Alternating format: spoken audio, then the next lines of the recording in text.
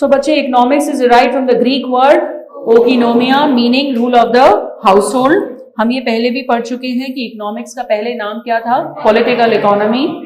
Adam Smith, who is known as the father of economics, उन्होंने एक definition दी, it is a study of wealth of nations. और 1776 में उनकी पहली किताब आ गई थी, an inquiry into the nature and causes of wealth of nations. और उन्होंने इकोनॉमिक्स को ये मटीरियलिस्टिक थोड़ा सा बेंट ऑफ माइंड दे दिया, तो उनकी जो डेफिनेशन थी उसका बहुत क्रिटिसिज्म भी हुआ। हावेवर उनके बाद जो नेक्स्ट डेफिनेशन उभर के आई उसको काफी सेलिब्रेट किया गया, माना गया, and that was a scarcity definition given by Lionel Robins. London school of economics के ये इकोनॉमिस्ट, इन्होंने कहा कि हर इकोनॉमी में स्कैरसिटी, कमी व्याप्त रहती है। कमी की सिचुएशन में हमें चूज करना पड़ता है कि हमारे सीमित संसाधनों में, इन आवर लिमिटेड रिसोर्सेज, हम क्या करें, कौन सी चीज चूज करें, कौन सी चीज गिव अप करें। और इस चॉइस मेकिंग में ही हमारा पूरा समय जाता है, निजी व्यक्ति का भी और ऐसे ही कंट्री का भी। So economics is a science of choice making. Economics में व्यक्ति चूज करता है उसकी जरूरतों को मैक्सिमम पूरा कर पाए लिमिटेड रिसोर्सेज में से। तो सिमिलरली लियोनेल रॉबिन्स का कहना था कि economics is a science of choice making. उनके ऑब्जर्वेशंस एग्जाम के क्वेश्चन के रूप में आते हैं, man's wants are, resources have alternate uses, and every man is rational. rational माने लॉजिकल, तर्कसंगत, समझदार, इंटेलिजेंट, कि वो अगर चूज कर रहा है तो उसको फायदा मिलेगा, वही चॉइस वो चुनेगा। तो ये एक उनके ऑब्जर्वेशंस थे। देन उन्होंने स्कैरसिटी के ऊपर काफी शोध किया। स्कैरसिटी का मतलब है कमी, कमी का मतलब है जितने लोगों की डिमांड है उसकी तुलना में उस चीज की कमी है। जैसे अभी मेरे पास ये कैलकुलेटर है, बताओ इज इट स्कैर्स? डिपेंड्स। अगर सिर्फ मुझको यूज करना है तो मैं एक हूं, कैलकुलेटर की सप्लाई एक है, तो ये कम नहीं है। बट पूरी क्लास को यूज करना है और कैलकुलेटर एक है, मैथ्स का पेपर है हाथापाई हो जाएगी, इतना कम है। तो दैट इज वाई स्कैरसिटी को हमेशा डिमांड वर्सेस सप्लाई देखा जाता है। स्कैरसिटी का मतलब है कमी, एंड इससे बहुत लिमिटेशन इम्पोज होती है सभी सोसाइटी के एलिमेंट्स पे। जैसे हाउस होल्ड, घर में बच्चे अगर 3 हैं, उनकी जरूरतें हैं, मगर पेरेंट्स के पास पैसे लिमिटेड हैं, तो कमी की वजह से उनको लिमिटेशन होती है, कभी कुछ कम खर्च करें, कभी किसी चीज पे कम खर्च करें। ऐसे ही फर्म, हर फर्म को लगता है मेरे बेस्ट एम्प्लॉइज हों, महंगे एम्प्लॉइज हों, ट्रेन्ड एम्प्लॉइज हों, पर कैपिटल की कमी के कारण कम टाइप के ट्रेन्ड एम्प्लॉइज से भी काम चलाना पड़ता है, सस्ते रॉ मटेरियल से सामान बनाना पड़ता है। गिवन अ चॉइस तो हर व्यक्ति अच्छा सामान बनाए। तीसरा, द गवर्नमेंट। गवर्नमेंट ने जैसे अभी कोविड में वैक्सीन अरेंज करनी थी, तो इस वर्ष हमारा जो रिसर्च पे खर्चा होता है, जो हम स्पेस रिसर्च पे करते हैं, अपने डिफेंस पे करते हैं, वो सारे खर्चे हमें कट करने पड़े। तो ऐसी सिचुएशन में गवर्नमेंट को जब कमी फील होती है तो वो कहीं से खर्चा रोक के कहीं कर पाती है। तो इससे लिमिटेशन आती है on all the elements of the economy, और इससे ये एक बहुत बड़ी बात सामने आती है कि हर व्यक्ति की हर नीड पूरी नहीं हो पाती। तो इस बैकग्राउंड के साथ हम इकोनॉमिक्स का बिजनेस इकोनॉमिक्स टॉपिक पढ़ते हैं। नाउ बिजनेस इकोनॉमिक्स का मतलब है डिसीजन लेने में जो काम आए इकोनॉमिक्स, पॉलिसी मेकिंग में जो काम आए economics, that is called managerial economics.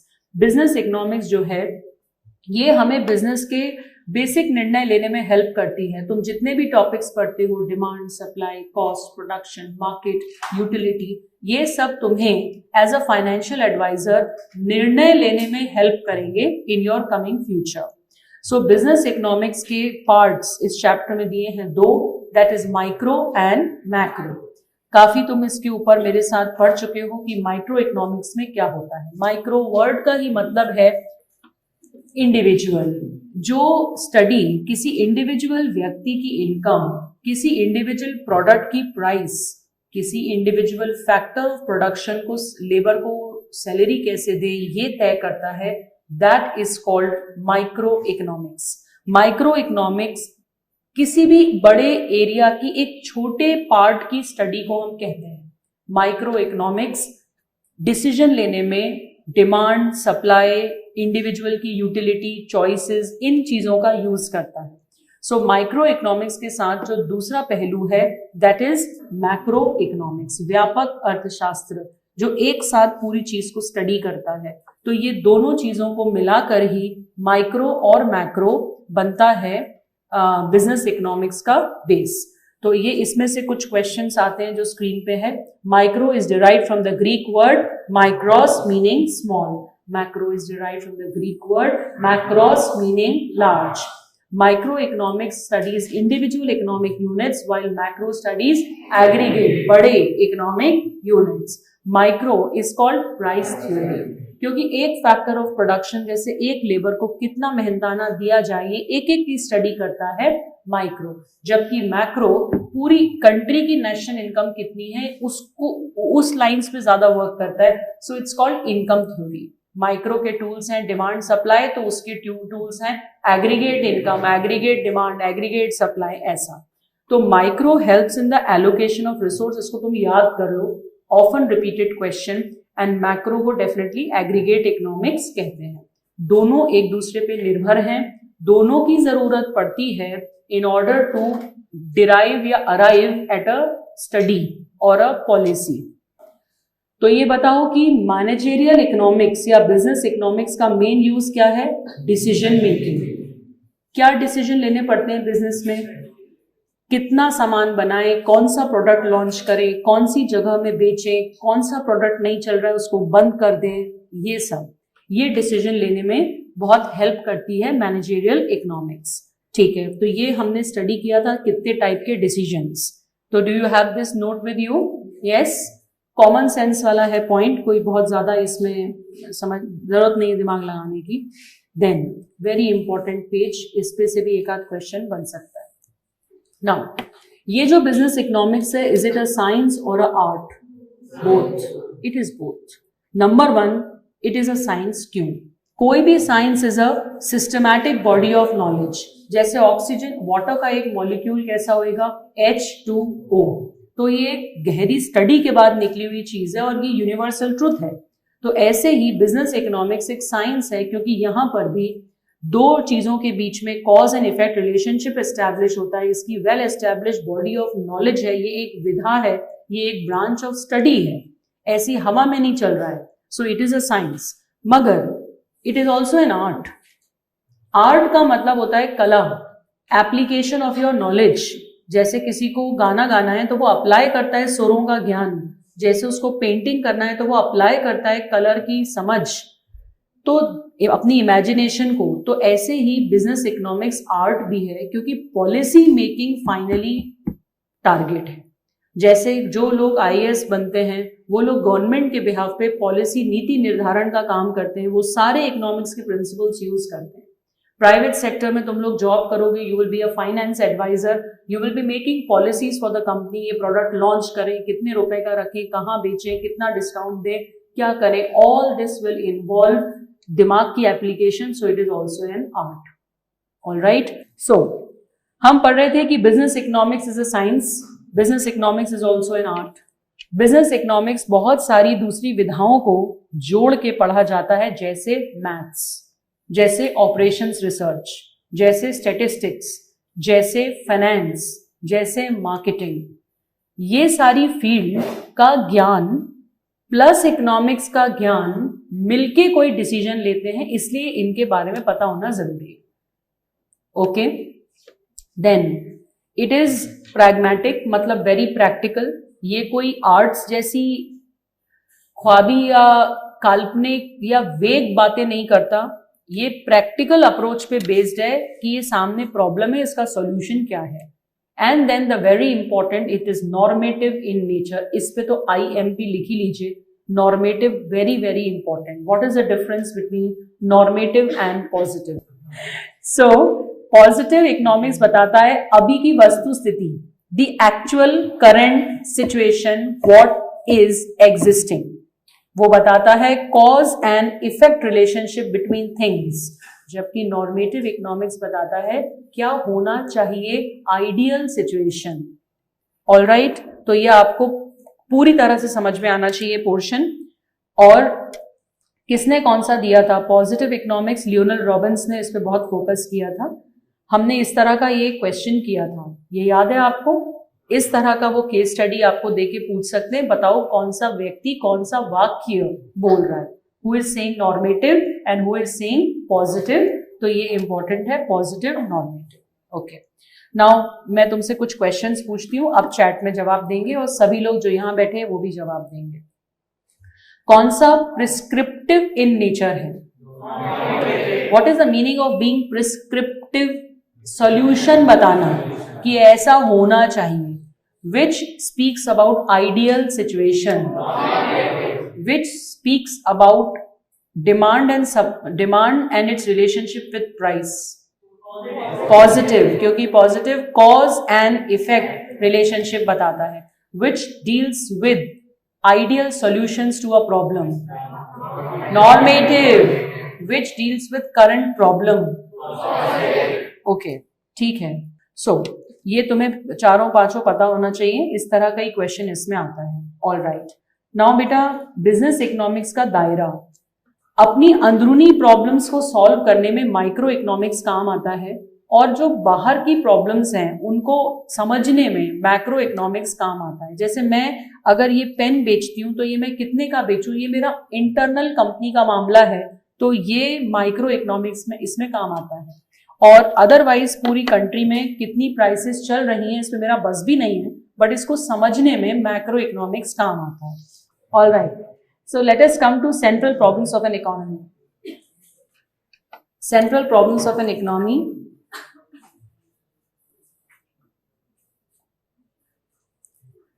Central problems of an economy का मतलब होता है कुछ प्रॉब्लम्स ऐसी हैं जो हर कंट्री फेस करती है, चाहे कंट्री डेवलपिंग नेशन हो जैसे हम, डेवलप्ड नेशन हो जैसे यूके, यूएस, जर्मनी, या अंडर डेवलप्ड हो हमसे भी नीचे जैसे बांग्लादेश।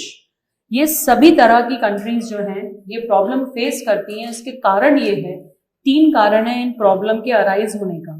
वो कारण ये है कि हर कंट्री में रिसोर्सेज सीमित है, शांत, वॉन्ट्स अनलिमिटेड है, और हर रिसोर्स के बहुत सारे ऑप्शंस हैं कि हम 1 एकड़ जमीन पे खेती भी कर सकते हैं, स्कूल भी बना सकते हैं, कुछ और भी बना सकते हैं, खेती में भी अलग अलग गुड्स बना सकते हैं। तो हम चॉइस करते रहते हैं कि हमारे लिए बेस्ट सूटेड क्या है। सो ये 3 कारण हैं जिसके कारण ये प्रॉब्लम्स हैं। और ये प्रॉब्लम्स क्या हैं? पहली प्रॉब्लम, व्हाट टू प्रोड्यूस, क्या बनाएं। Second, how to produce, and third, तो व्हाट टू प्रोड्यूस का मतलब है सीधे a choice between war goods and civil goods, type of goods की चॉइस। वॉर गुड्स का मतलब आर्मी, नेवी, एयरफोर्स जो हमारी देश की सुरक्षा करने में लगे हैं, इनको भी गुड्स की जरूरत पड़ती है, आर्म्स, एम्यूनिशन, एवरीथिंग, तो उसमें पैसा लगाएं, या फिर सिविल गुड्स बनाएं, हम और तुम सिविलियंस की जिसकी जरूरत होती है उस पर। नाउ सिविल गुड्स में भी 2 चॉइसेस हैं, एक आज की जरूरत को देखें, दैट इज कंज्यूमर गुड्स, रोटी, कपड़ा, मकान, दवाई, ऑल दिस, एंड फ्यूचर को देखें, दैट इज कैपिटल गुड्स, मशीनें वगैरह। तो अगर आप कैपिटल गुड्स में इन्वेस्ट करेंगे, जैसे कि देश की सड़कें, देश में बड़े बड़े ब्रिजेस, डैम्स, गांव से शहर की सड़कें, कनेक्शंस, इलेक्ट्रिसिटी कनेक्शन, तो इस पे पैसा लगाएंगे तो भविष्य सुधरेगा। और आज के ऊपर पैसा खर्च करेंगे तो आज के लोग खुश रहेंगे। तो there has to be a balance between both. इतना नहीं है कि दोनों काम कर लो, that is why we have to make a choice. तो this is the first choice, what to produce, ठीक। The second is how to produce. किसी भी कंट्री में 2 तरह के ऑप्शंस हैं, labour oriented, capital oriented. Labour oriented मतलब जहां लेबर सरप्लस हो वहां लेबर को यूज करके काम कर लो। So labour intensive and capital intensive. बच्चों लेबर इंटेंसिव का मतलब लेबर को यूज करना, हमारी जैसी कंट्रीज जहां पॉपुलेशन बहुत है, चाइना जैसी कंट्रीज जैसे पॉपुलेशन बहुत है, तो एक पंथ 2 काज हो जाते हैं। लेबर सस्ता पड़ता है क्योंकि लेबर बहुत है और उनको जॉब भी मिल जाता है। और कैपिटल इंटेंसिव ऐसी कंट्रीज में यूज होती है मशीन्स जहां पर वर्कर नहीं है पर कैपिटल बहुत है। Then for whom to produce, can someone highlight this, इसमें क्या है? फॉर होम टू प्रोड्यूस, तो एग्जैक्टली यही है बेटा, हर कंट्री की जो टेक्सचर है पॉपुलेशन का, it is comprised of all kinds of people. एक तरफ अंबानी जैसे लोग हैं जो पूरे देश को खरीद ले, और एक तरफ एक ऐसा व्यक्ति है एक वक्त की रोटी नहीं खरीद पा रहा। तो आप किसी को भी इग्नोर नहीं कर सकते। हिंदू मतलब हमारे इस हिंदू कल्चर में तो पूरा जो इंडिया का कल्चर है वो तो वैसे भी रहा है वसुदेव कुटुंबकम, सबको साथ लेके चलने का। ऐसे नहीं एक को मरने को छोड़ दिया और अपन एंजॉय कर रहे हैं, तो वो वैसे भी डजंट वर्क। तो गवर्नमेंट को तो इसका बहुत ही ध्यान रखना पड़ता है। For whom to produce, for whom to produce का मतलब होता है कि हर कैटेगरी ऑफ पीपल की नीड्स पूरी होनी चाहिए। हो तो नहीं पाती हैं, बट सबकी मोस्ट अर्जेंट नीड्स पूरी हो जाएं, ये हमारा टारगेट है। क्या हमारा टारगेट कुछ और भी है? क्या तुम्हें कोई फोर्थ नई प्रॉब्लम पता है? एग्जैक्टली हमने अपनी जरूरतों को पूरा करने में अपनी कंट्री के रिसोर्सेज को इतना ज्यादा एक्सप्लॉइट कर लिया है कि हमने भविष्य के लिए कुछ छोड़ा ही नहीं। So the fourth new problem is how to save for the future. Resources को कैसे मैनेज करें, which is called sustainable development. Please write this word, sustainable development, which means meeting the needs of current generation without compromising the needs of the future generation. Sustainable development करना is the new in thing. Sustainable development का मतलब झेलने योग्य development, भविष्य की जनसंख्या उसको झेल पाए ऐसा कीजिए। Meeting the needs of the current generation without compromising the needs of the future generation. That is fourth new problem. Okay, then बेटे next बात आती है economic systems की। Just do a quick revision. You've already noted. Economic system का मतलब होता है बेटा कंट्री की अर्थव्यवस्था को चलाने वाली पूरी प्रणाली, प्रक्रिया, सिस्टम। सो इकोनॉमिक सिस्टम वो है जिससे ये तय होता है कि कैसे लोगों को रोजगार दिया जाएगा, कौन निर्णय लेगा, कंट्री के मेन डिसीजन और मेन रिसोर्सेस किसके हाथ में रहेंगे, उस पूरे सिस्टम को बोलते हैं इकोनॉमिक सिस्टम। तो तीन मुख्य इकोनॉमिक सिस्टम वर्ल्ड में चलते थे, अब तो मिक्स्ड ही है majorly, but capitalist economy, socialist economy and mixed economy. Capitalist economy माने पूंजीवादी अर्थव्यवस्था, जो आप यूएस की इकोनॉमी को एक तरह से देख सकते हैं। Socialist economy also called centrally planned economy, जिसमें कि कंट्री की जो गवर्नमेंट होती है वो एक कमांडिंग वे में कंट्री को चलाती है, that's also called command economy. And the third is mixed economy, जो प्लान्ड इकोनॉमी तो है जिसमें प्राइवेट और पब्लिक दोनों का प्रेजेंस है, like India. So capitalist economy which is also called free economy, market economy, laissez faire economy, उसके features क्या है? एडम स्मिथ ने कैपिटलिस्ट इकोनॉमी पे बहुत शोध किया था और उनके समय में कैपिटलिस्ट इकोनॉमी ही मेजरली हुआ करती थी। कैपिटलिस्ट इकोनॉमी में जो भी मीन्स ऑफ प्रोडक्शन है वो निजी उद्योगपतियों के पास है। जैसे अमेरिका में Bill Gates is more powerful than Obama, because उद्योगपति ज्यादा पावरफुल हैं। They are the people who earn for the country, और वो जो टैक्सेस देते हैं उस टैक्स से कंट्री चलती है। कंट्री की गवर्नमेंट को इससे कोई मतलब नहीं, आप क्या बना रहे हो, कितना बना रहे हो, कितने रुपए पे बेच रहे हो, हमें टैक्स दे दो, दैट्स इट, खत्म बात। तो उस चक्कर में क्या होता है कि जो उद्योगपति होता है वो बेस्ट से बेस्ट रिसर्च करके प्रोडक्ट बनाता है कि मेरे कस्टमर को मैं बेस्ट दूं तभी मेरा सामान बिकेगा। और बिजनेसमैन का भी उद्देश्य मात्र प्रॉफिट कमाना होता है। प्राइस का mechanism is market dominated, demand and supply के इंटरसेक्शन से प्राइसेस तय होती हैं। सोशल वेलफेयर दिमाग में नहीं होता है उनके। जैसे अभी कोविड का सीन था तो एक्चुअली कंट्री को कोविड से रिलेटेड सारी चीजें जैसे सैनिटाइजर्स हो गए, मास्क हो गए, ये अपने ऑक्सीजन सिलेंडर्स हो गए, इन चीजों की ज्यादा जरूरत थी कंट्री को। मगर अमेरिका की आप बात देखिए, वो अपने मोबाइल्स और उनकी बाकी सब चीजें चलती चला रही है, उनको मतलब नहीं क्या हो रहा है देश में। तो ऐसा होता है कैपिटलिस्ट इकोनॉमी में। कैपिटलिस्ट इकोनॉमी में वर्कर्स जो होते हैं उनका काफी एक्सप्लॉइटेशन होता है, उनकी जॉब सिक्योरिटी से किसी कोई मतलब नहीं होता। जैसे कोविड के टाइम हमारे 300 भारतीयों को एक दिन में निकाल दिया जॉब से, ऐसा कितनी कंपनीज ने किया। मैं एक कंपनी का एग्जांपल दे रही हूँ, नॉट नेमिंग द कंपनी। तो ऐसा होता है वहां, there is no job security, क्योंकि किसी व्यक्ति और सोसाइटी और इस सब से मतलब नहीं, प्रॉफिट कमाने से मतलब। तो ये वहां की सिचुएशन है। बिजनेसमैन में कट थ्रोट कॉम्पिटिशन होता है, बट उनकी हाई रिसर्च की वजह से स्टैंडर्ड ऑफ लिविंग हाई हो जाता है और अच्छे क्वालिटी के प्रोडक्ट्स वो लोग देते हैं। वहां पर इकोनॉमिक साइकिल बहुत ज्यादा तेज चलती है, बूम, रिसेशन, डिप्रेशन, इसलिए ग्रेट डिप्रेशन भी अमेरिका तरफ ही हुआ था, जो हुआ था 1930s में। तो ये कैपिटलिस्ट इकोनॉमी का हिसाब किताब है। यहाँ एलोकेशन ऑफ रिसोर्स का मुख्य वो कौन है? कंज्यूमर। कंज्यूमर जो चीज प्रिफर करेगा वही चीज बनेगी और वही उसको यूज करने की फ्रीडम है। गवर्नमेंट का बार बार हस्तक्षेप ऑलमोस्ट एब्सेंट है। एडवांटेजेस आपको क्लियर हैं आई होप। इसमें जो एफिशिएंट बिजनेसमैन हैं उनको बहुत फायदा रहता है, वो लोग काफी प्रॉफिट कमाते हैं क्योंकि उन्हीं के प्रोडक्ट्स बिकते हैं। इसमें रिसोर्सेज का कहते तो हैं कि एफिशिएंट यूटिलाइजेशन होता है क्योंकि कोई बिजनेसमैन वेस्टेज करने में बिलीव नहीं करता। इसमें जो अच्छे से काम करेगा, अच्छा प्रोडक्ट बनाएगा, वो ज्यादा उसकी जीत होती है, मगर इसके नुकसान भी बहुत हैं। रिच बिकम रिच रिचर, एक के बाद एक फैक्ट्री खोलते जाते हैं, और पुअर बिकम पुअर। तो इनकम का गैप इज ह्यूज। तो रेवोल्यूशन भी सबसे ज्यादा इसी टाइप की कंट्री में होते हैं। तो ये इसके बड़े डिसएडवांटेजेस में आता है। High income inequality, no job security, और कोई सेंट्रलाइज्ड अथॉरिटी नहीं है। और जो कंट्री के लिए गुड्स की जरूरत होती है, मेरिट गुड्स, उसकी तरफ किसी का ध्यान नहीं है। जैसे कोविड की vaccine is a merit good, उनका उसकी तरफ ध्यान नहीं है। उन्हें अपने लिए जो प्रॉफिट कमाएंगे उसके लिए वो। तो that is capitalist economy. Everybody is clear with this. The next is socialist economy. USSR एक जमाने में थी, नॉर्थ कोरिया और चाइना भी अपने स्टार्टिंग में इस तरह की थी। कमांड इकोनॉमी इसको कहते हैं, सेंट्रली प्लान्ड इकोनॉमी इसको कहते हैं। कार्ल मार्क्स ने इसके ऊपर बहुत शोध किया था। इसमें स्टेट ओनरशिप होती है, मतलब मीन्स ऑफ प्रोडक्शन, फैक्ट्री वगैरह निजी लोगों के हाथों में नहीं होती। गवर्नमेंट की फैक्ट्रीज होती है, जैसे अपने यहाँ BHEL। तो इस तरह की जो फैक्ट्रीज हैं वो वही सामान बनाती हैं जो सोशल ऑब्जेक्टिव के साथ जरूरी होता है सोसाइटी के लिए। यहाँ पे कोई भूखा नहीं मरता क्योंकि गवर्नमेंट जो है लोगों को फ्री में खाना भी देती है। अगर जॉब नहीं है तो जॉबलेस लोगों को भत्ता भी देती है, अनएम्प्लॉयमेंट अलाउंस देती है। तो ये यहाँ पे होता है।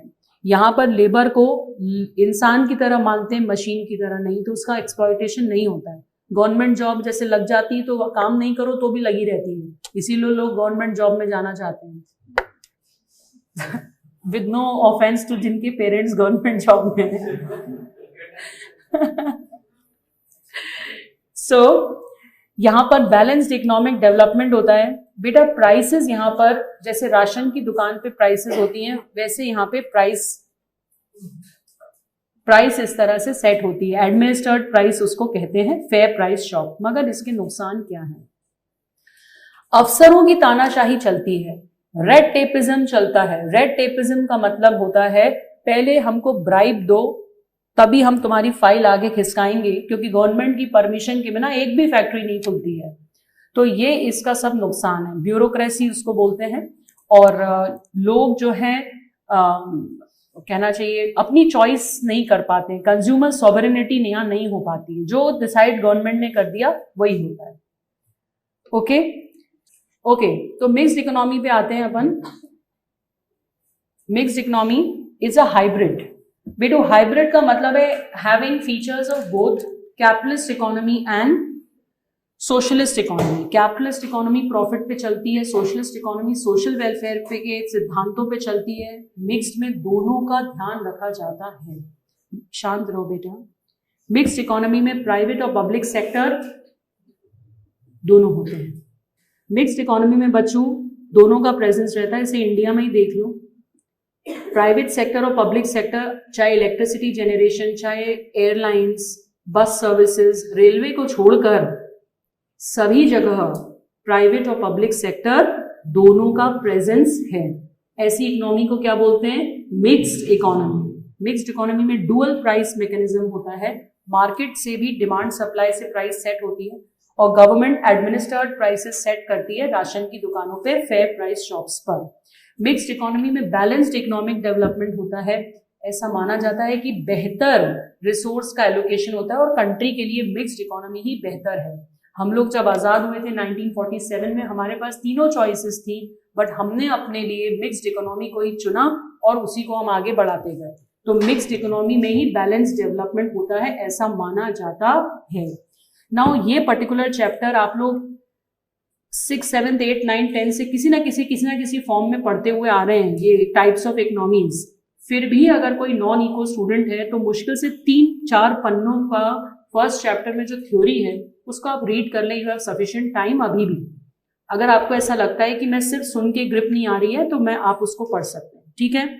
इसी तरह के इन्फॉर्मेटिव वीडियोस देखने के लिए हमारे चैनल को सब्सक्राइब करें और लेटेस्ट वीडियोस को सबसे पहले देखने के लिए बेल आइकॉन को हिट करें। साथ ही लाइक और शेयर करना ना भूलें। APT educating India.